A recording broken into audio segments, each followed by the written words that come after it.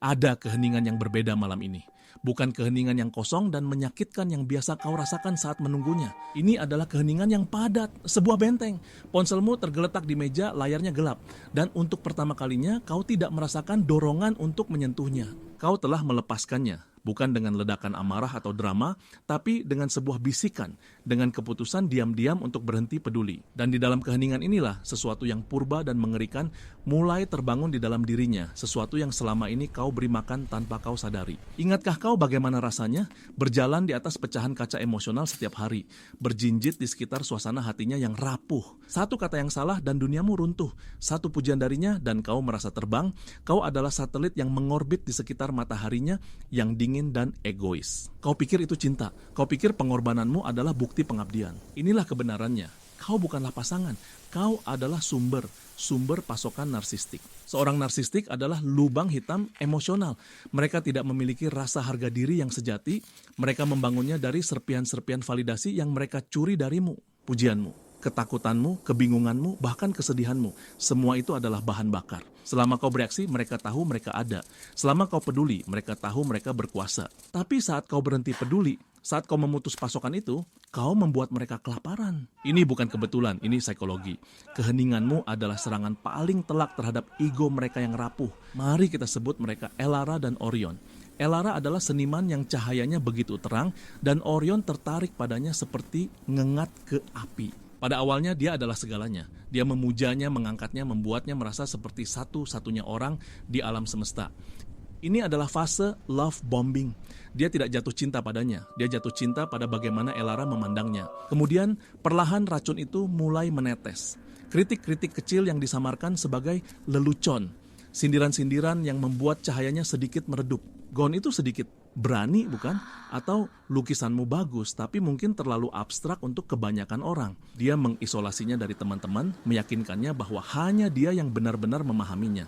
Dunianya menyusut hingga hanya seukuran egonya. Hingga suatu hari Elara melihat lukisannya sendiri. Warnanya telah memudar. Api di dalamnya hampir padam. Dia tidak lagi mengenali seniman yang membuatnya. Saat itulah dia berhenti. Dia tidak pergi, dia tidak berteriak. Dia hanya berhenti peduli. Pesan dari Orion tidak dibalas, panggilannya tidak dijawab. Keheningan Elara adalah sebuah kanvas kosong yang tidak bisa dia lukis. Dan kepanikan pun dimulai. Tahap pertama, hovering 2.0.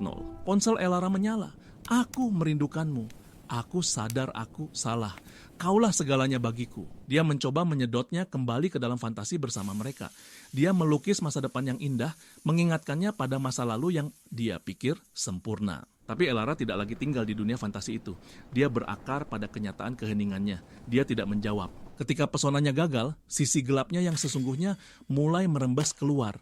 Selamat datang di tahap kedua, kemarahan narsistik, narcissistic rage. Pesan-pesan cinta berubah menjadi racun. Kau egois, kau tidak akan pernah menemukan orang lain yang sebaik aku. Setelah semua yang kulakukan untukmu, beginikah caramu membalasnya? Ini adalah usahanya untuk membuatmu merasa bersalah, untuk membuatmu meragukan kewarasanmu sendiri, untuk menarikmu kembali ke dalam permainan hanya agar dia bisa menghukummu. Tapi kemarahan membutuhkan reaksi.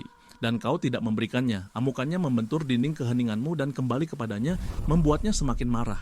Dia kehabisan amunisi. Pesonanya gagal, kemarahannya diabaikan. Hanya ada satu senjata tersisa di gudang senjatanya yang menyedihkan. Tahap ketiga dan terakhir, yang paling hina.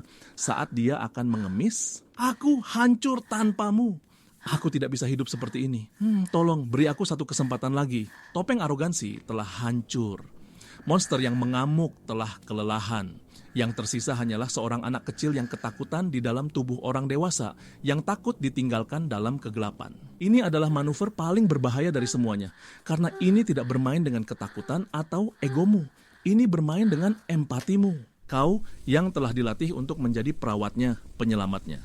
Naluri pertamamu adalah membuka pintu itu dan menenangkannya. Jangan, inilah kebenaran terakhir dan yang paling penting. Dia tidak mengemis untukmu. Dia tidak mengemis karena cinta. Dia mengemis untuk pasokannya. Dia mengemis untuk cerminnya. Dia mengemis agar kau kembali memantulkan citra agung dirinya yang tidak bisa dia ciptakan sendiri. Jika kau membuka pintu itu, siklusnya akan dimulai lagi. Love bombing akan lebih intens. Devaluasi akan lebih kejam. Karena sekarang dia harus menghukummu karena telah berani pergi. Kekuatanmu bukanlah dalam kebencian atau konfrontasi. Itu tidak pernah berhasil. Kekuatanmu yang sebenarnya selalu ada dalam kemampuanmu untuk berpaling, dalam ketidakpedulianmu. Dalam keheninganmu yang memekakkan telinga, itu adalah satu-satunya bahasa yang tidak bisa mereka putar balikan atau manipulasi. Jadi, biarkan dia mengemis, biarkan dia mengamuk, biarkan dia memainkan semua peran dalam drama satu orangnya yang tragis. Kau tidak lagi menjadi penontonnya, kau telah meninggalkan teater. Dan tanpa perhatianmu, pertunjukannya akan berakhir.